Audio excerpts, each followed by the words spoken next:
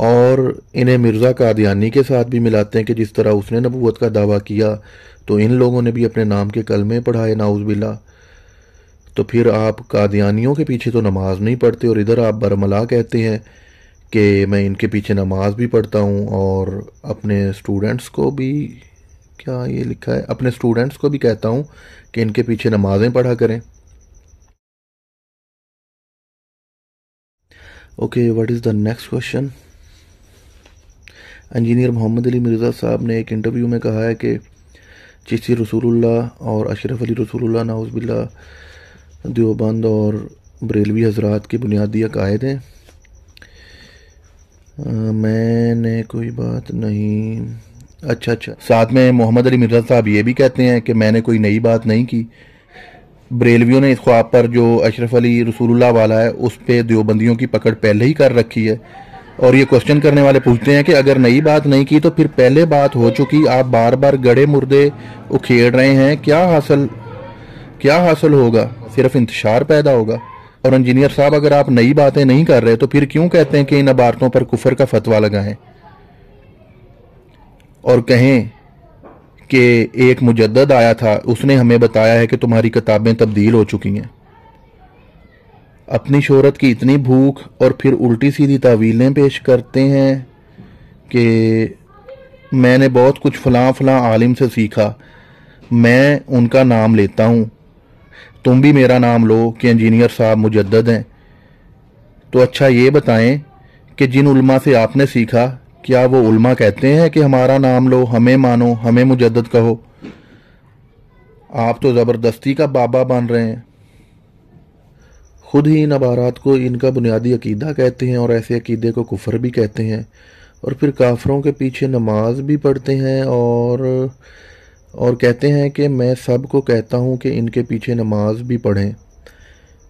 تو یا تو یہ خود جھوٹ بولتے ہیں کہ یہ عبارات ان کا بنیادی عقیدہ ہیں، اگر سچ میں ایسا مانتے ہیں تو ان کے پیچھے نماز پڑھنے کا نہ کہتے، اور انہیں مرزا قادیانی کے ساتھ بھی ملاتے ہیں کہ جس طرح اس نے نبوت کا دعویٰ کیا تو انہوں نے بھی اپنے نام کے تو ان لوگوں نے بھی اپنے نام کے کلمے پڑھائے، نعوذ باللہ۔ تو پھر آپ قادیانیوں کے پیچھے تو نماز نہیں پڑھتے، اور ادھر آپ برملا کہتے ہیں کہ میں ان کے پیچھے نماز بھی پڑھتا ہوں اور اپنے سٹوڈنٹس کو بھی، کیا یہ لکھا ہے، اپنے سٹوڈنٹس کو بھی کہتا ہوں کہ ان کے پیچھے نمازیں پڑھا کریں۔ کسی ایک بات پر رہتے ہی نہیں، عجیب مکاری ہے، اور خواب کی تعبیر کے علم کو جانتے ہی نہیں، اور ان کا مسئلہ ہی یہی ہے کہ جس بارے میں علم ہی نہیں رکھتے اس معاملے میں بھی کہتے ہیں کہ میری بات کو حرف آخر مانا جائے، جبکہ مولانا اشرف علی تھانوی صاحب والے معاملے میں خود عبارت بتا رہے ہیں کہ اشرف علی تھانوی صاحب نے کہا کہ اس واقعہ میں تسلی ہے کہ تمہارا پیر سنت پر چلنے والا ہے۔ تو اشرف علی تھانوی صاحب نے تو بہت اچھی تعبیر بتائی کہ تمہارا پیر سنت پر چلنے والا ہے، اور اگر کوئی خواب کی تعبیر کا علم نہ بھی رکھتا ہو تو اس خواب کی تعبیر سن کر کہے گا کہ تعبیر یہی بنتی ہے، مگر انجینئر صاحب نے واویلا اس طرح مچایا ہوا ہے کہ جیسے تعبیر انہوں نے یہ بتائی ہے کہ نعوذ باللہ میں نبی ہوں، اور کچھ نہیں ملا تو کہتے ہیں واقعہ کا لفظ کہا۔ تو خواب کا معاملہ بھی تو ایک واقعہ ہی ہے۔ یہ کیا ہے؟ زبردستی اپنی تعبیر منوانا چاہتے ہیں انجینئر صاحب بات کو بہت گھماتے ہیں، ایک بات پر نہیں رکتے۔ اب جیسا کہ جس لڑکے کو انٹرویو دے رہے تھے، اچانک اسے کہا کہ کوئی تمہیں یہ خواب بتائے اور کہے کہ تم میری خواب میں آئے ہو اور یہ معاملہ پیش آیا تو تم کیا کہو گے؟ کہاں وہ لڑکا اور کہاں اشرف علی تھانوی صاحب، سینکڑوں کتابوں کے مصنف اور تعبیر خواب کو جاننے والے۔ انجینئر صاحب اس قسم کی شعبدہ بازی دکھا کر سادہ عوام کی آنکھ میں دھول جھونکتے ہیں، تو عوام دیکھنے والی سادہ کیا سمجھے گی کہ دیکھا، ایک عام بندے کو بھی جب یہ خواب بتایا جا رہا ہے کہ اس کے بارے میں آیا تو اسے یہ گستاخی لگی، تو یہ کیسی اشرف علی تھانوی صاحب نے یہ خواب انہیں بتایا گیا تو انہیں آگے سے تعبیر بتائی. تو یہ تو بات ایسے ہی ہے کہ کے جی کے ایک بچے کے سامنے او لیولز کی میتھس کا کوشچن رکھیں تو وہ سمجھ ہی نہیں پائے گا اور کہے گا سوال ہی غلط ہے. تو اسی طرح کہاں مولانا اشرف علی تھانوی صاحب تعبیر کو جاننے والے اور کہاں وہ لڑکا.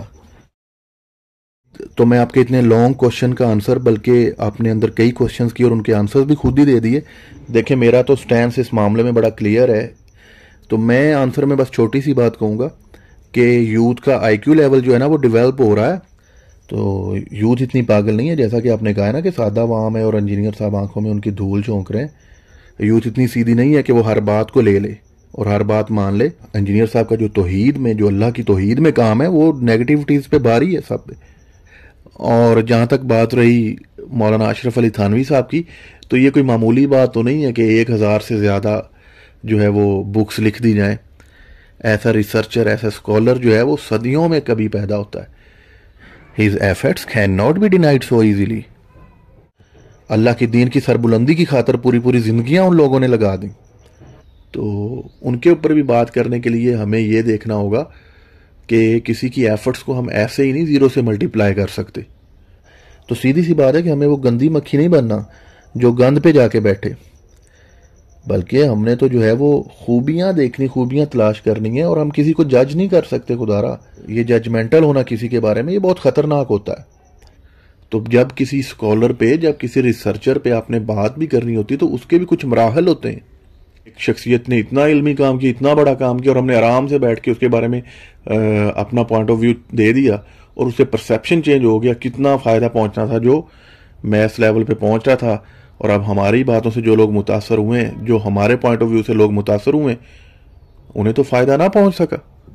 ہیومن سائیکالوجی ایسی ہے کہ برین میں ایسی ہارمونل امبیلنسمنٹ کریٹ ہوتی ہے کہ جو بندہ جس سے لوگ بہت زیادہ فائدہ اٹھا رہے ہوتے ہیں، اس کی غلطیوں کو ہائی لائٹ کریں تو لوگوں کے سوچنے کا ایک اینگل ہی چینج ہو جاتا ہے، اور جو اس سے فائدہ اٹھا رہے ہوتے ہیں وہ فائدہ سارا جو ہے وہ خاک میں مل جاتا ہے. اب ایک بچے کے سامنے آپ جو ہے وہ اٹھا کے وہ باتیں رکھ دیں گے تو وہ تو پھر بہکے ہی گا. اور مشن ہر مسلمان کا ایک ہی ہونا چاہیے، ایک ہی مشن ہونا چاہیے، اور وہ ہے اللہ کے دین کا نفاذ. اس کے لیے کوشش.